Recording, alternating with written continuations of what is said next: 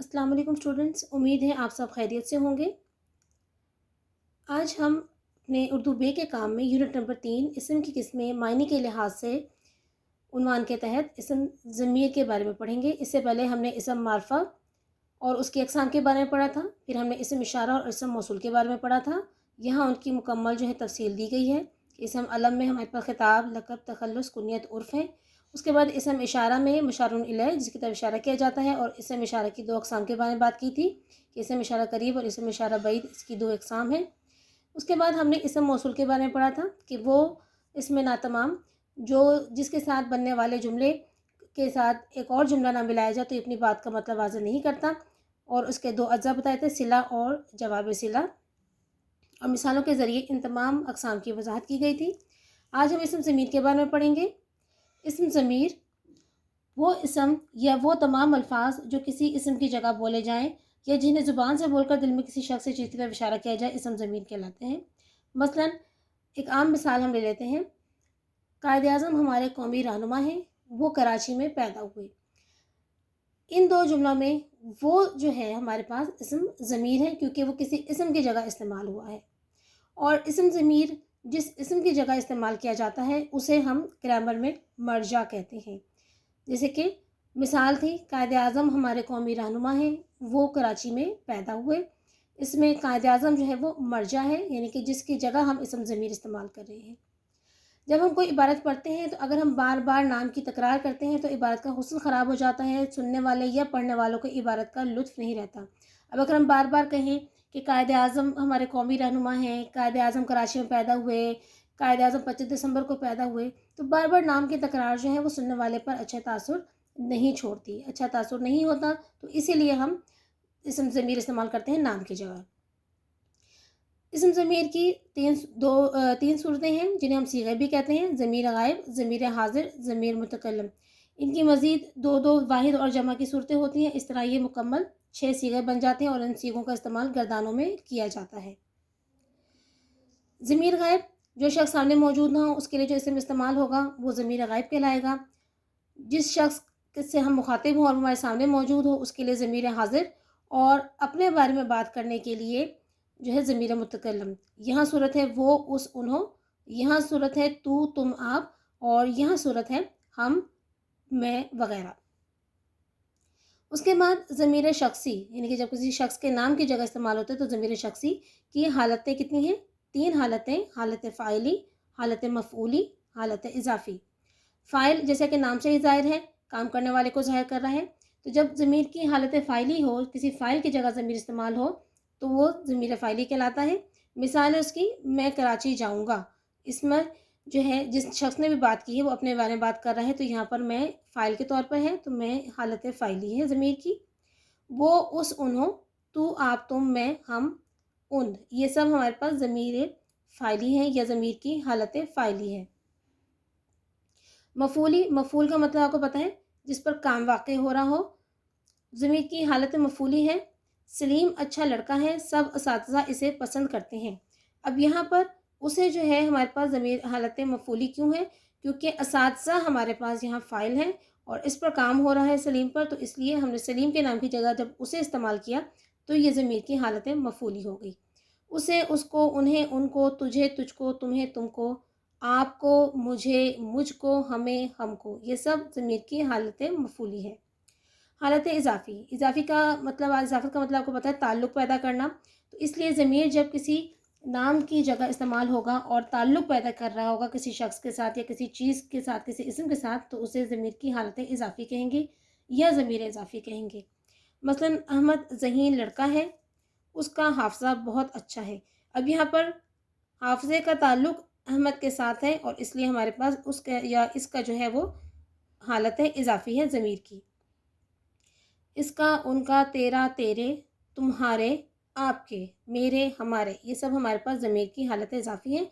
अब किताब से इसका तफ़सीली मुताला करते हैं और साथ इसकी मश्क हल करते हैं।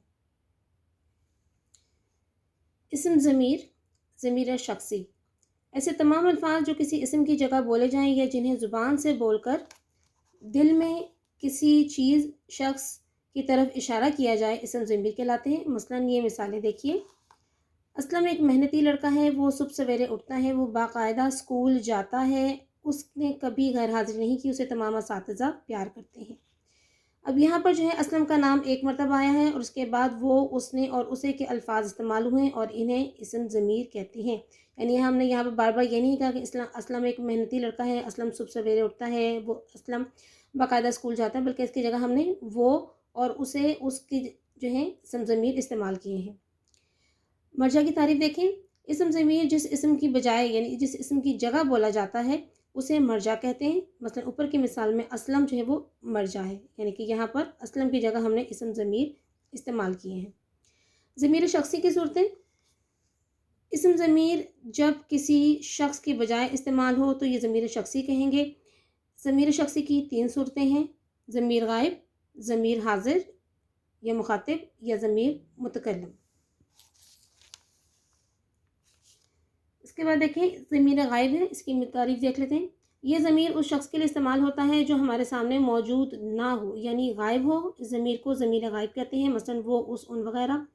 ضمیر حاضر یا ضمیر مخاطب اس شخص کے لیے استعمال کیا جاتا ہے جس سے بات کی جائے، چونکہ ہمارا مخاطب ہمارے سامنے حاضر ہوتا ہے، اس لیے ضمیر کو ضمیر حاضر یا ضمیر مخاطب کہتے ہیں، مثلا تو، تم، آپ۔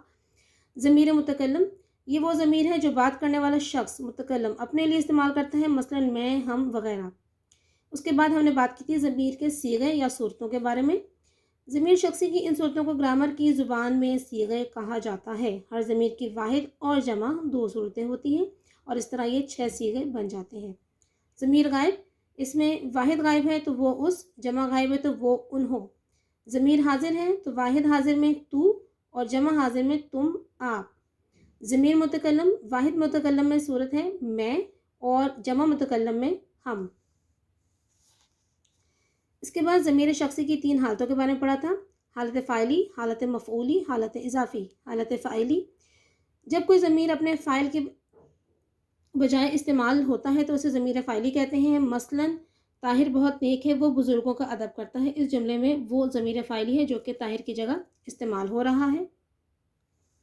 دوسری مثال ہے انور کہتا ہے میں کراچی جاؤں گا، اس جملے میں ضمیر فاعلی ہے، اور یہاں پر یہ دیکھیں کردان بنا کر جو ہے ضمیر حالت فاعلی کی مختلف صورتیں بیان کی ہیں، ان کو آپ نے یہاں سے پڑھنا ہے۔ اس کے بعد ہمارے پاس حالت مفعولی، جب کوئی ضمیر کسی مفعول کی جگہ استعمال ہو تو اسے ضمیر کی حالت مفعولی کہا جاتا ہے۔ مثلا سلیم بہت اچھا لڑکا ہے، سب اساتذہ اسے پیار کرتے ہیں۔ میں تمہارا بھائی ہوں، مجھے صحیح صحیح بات بتاؤ۔ ان جملوں میں اسے اور مجھے ایسے اسماء ضمیر ہیں جو مفعول کی، کام جس پر واقع ہو رہا اس کی جگہ استعمال ہوئے ہیں، اس لیے انہیں ضمیر مفعولی کہا جاتا ہے، یعنی سلیم اور میں کی جگہ سب، اسے اور مجھے ضمیر کی حالت مفعولی ہے۔ حالت اضافی، جو ضمیر کسی شخص یا چیز کا تعلق کسی اسم سے ظاہر کرے اسے ضمیر اضافی کہتے ہیں۔ مثلا احمد نہایت ذہین لڑکا ہے، اس کا حافظہ بہت اچھا ہے۔ علامہ اقبال رحمۃ اللہ علیہ عام قسم کے شاعر نہیں تھے، ان کے استاد مولوی میر حسن تھے۔ اب یہاں پر مولوی میر حسن کا تعلق علامہ اقبال کے ساتھ ہے تو اس لیے ان کے ہمارے پاس ضمیر کی حالت اضافی ہے۔ اکرم نے کہا میرا بھائی بازار گیا ہے، یہاں بھائی کا تعلق مجھ سے ظاہر ہے تو اس لیے یہاں پر میرا ضمیر کی حالت اضافی ہے۔ ان مثالوں میں اس کا، ان کے، میرا تینوں ایسے ضمیر ہیں جو مرجع سے اپنا تعلق ظاہر کر رہے ہیں، انہیں ضمیر کی حالت اضافی کہتے ہیں۔ اس کے بعد اسم اشارہ اور ضمیر کا فرق ہے اور یہ گردانہ آپ نے یہاں سے یاد کرنی ہے۔